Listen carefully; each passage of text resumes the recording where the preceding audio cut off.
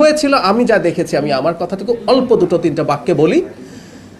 আমার তো একটা ডেলিগেটকে লিড করছে, আমার সাথে আরও মানুষজন ছিলেন, তারা তাদের ইমিগ্রেশন পার করে চলে গেলেন। আমার ইমিগ্রেশন যখন শুরু হলো আমি মুহূর্তেই বুঝতে পারলাম তারা দেরি করছেন, তাদের সময় লাগছে। তারা তারপরে নানান জনের সাথে কথাবার্তা বলছেন।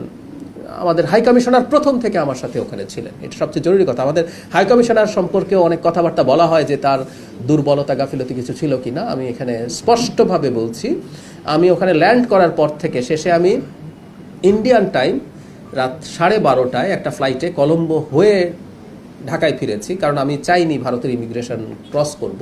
সেই জন্য আমারও বেশ কিছু ঝুট ঝামেলা হয়েছে।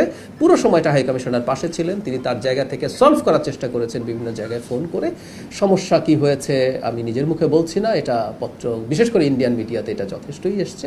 তারা তাদের সোর্স থেকে তাদের খবর টবর দিয়েছেন, কিন্তু 2 ঘন্টার মাথায় আমি ডিসাইড করেছি যে ইটস টু মাচ, আমি আসলে আর ঢুকবো না।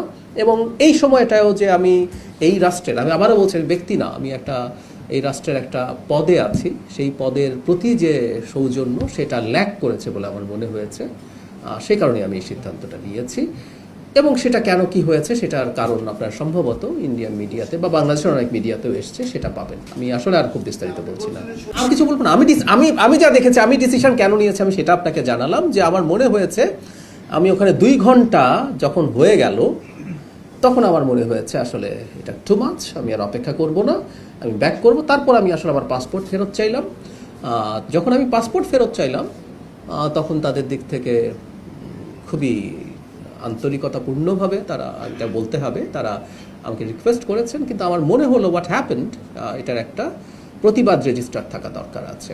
সেই কারণে আমি আসলে, হ্যাঁ অনেকে বলছেন যে আমাকে দেওয়াই হবে না, তারা একটা সময় চেয়েছেন, এটা ফ্যাক্ট।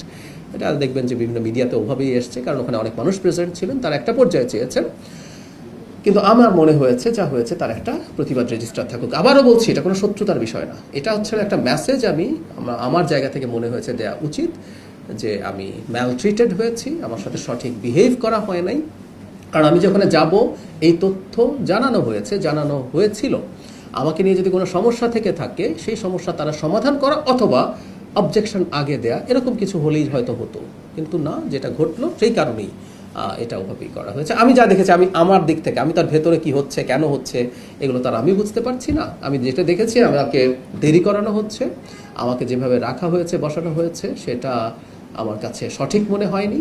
এবং আমাদের হাই কমিশনারকে আমি দেখেছি তিনি বিভিন্ন পর্যায়ে যথেষ্ট চেষ্টা করছেন। এমন না যে 2 ঘন্টা আমি এমনি বসে আছি, তারা চেষ্টা করছেন। আমাদের হাই কমিশনারও যখন চেষ্টা করছেন এবং এটা যখন সলভ হচ্ছিল না দেখলাম, তখন আমার মনে হলো ইটস বেটার টু